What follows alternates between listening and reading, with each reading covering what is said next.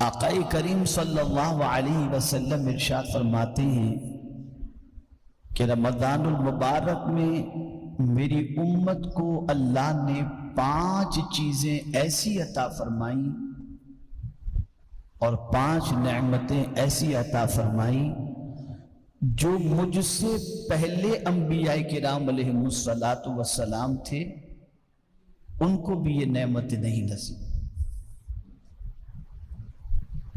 اب وہ 5 نعمتیں 5 انعام کون سے ہیں آپ سماعت فرما لیں اور اللہ عز و جل کی عطا اور اس کے رسول صلی اللہ علیہ وسلم کی عطا پر اللہ کا شکر بجا لائیں۔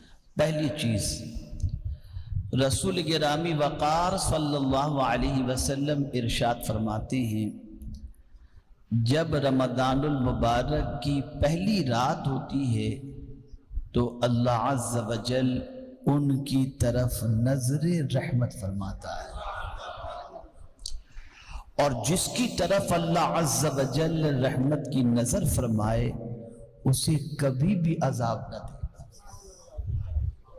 جیسے ہی ماہ رمضان کی پہلی رات آتی ہے اللہ اپنے حبیب صلی اللہ علیہ وسلم کی امت پر نظر رحمت فرماتا ہے، یعنی پیار بھری نظر فرماتا ہے۔ ہمارے کچھ احباب ایسے ہیں جو ماہ رمضان کی چاند رات ہوتی ہے اور بس گلی میں لائٹ لگا کر شروع ہو جاتے ہیں، کوئی کیرم کھیل رہا ہے، کوئی کرکٹ کھیل رہا ہے۔ حیرت کی بات ہے، اتنی شیطنت بڑھ چکی ہے ہماری قوم کے اندر کہ عام دنوں کی رات کے اندر تو نہیں کھیلیں گے، ماہ رمضان میں حد تو یہ کہ لڑکیاں بھی کھیلتی ہیں۔ اور حضور صلی اللہ علیہ وسلم یہ فرماتے ہیں کہ جیسے ہی ماہ رمضان کی پہلی رات آتی ہے اللہ عز و جل نظر رحمت فرماتا ہے، اور ایک بار اگر کسی پر اللہ رحمت کی نظر ڈال دے اس پر کبھی عذاب نہیں ہوگا۔ یہ پہلا انعام۔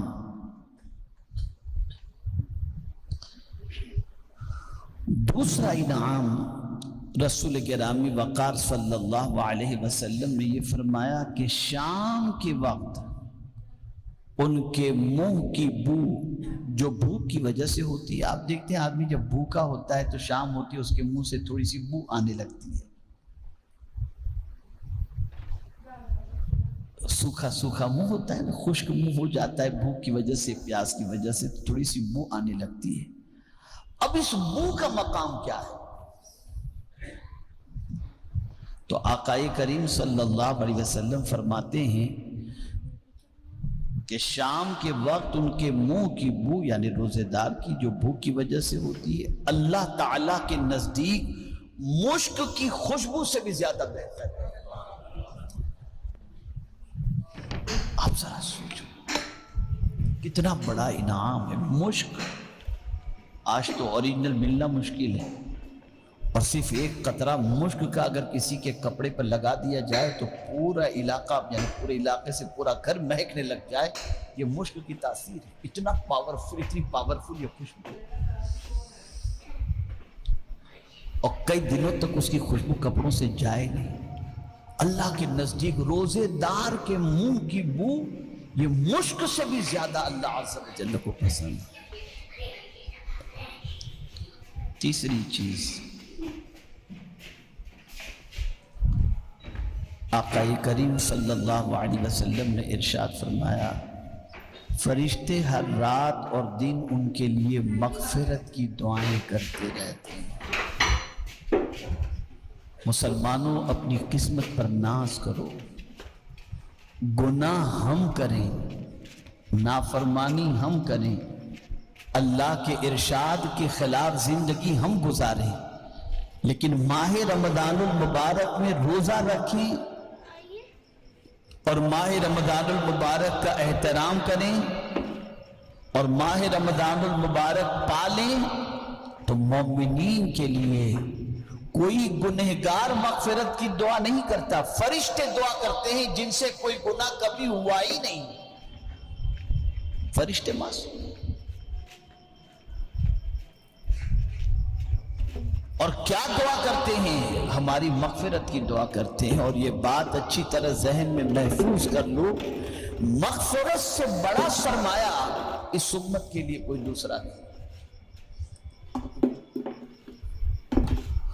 یہ بڑی راتیں، بڑے دن، بڑے مہینے اسی لیے عطا کیے جاتے ہیں تاکہ کسی نہ کسی صورت کے اندر حضور صلی اللہ علیہ وسلم کی امت کی بخشش ہو جائے، مغفرت ہو جائے.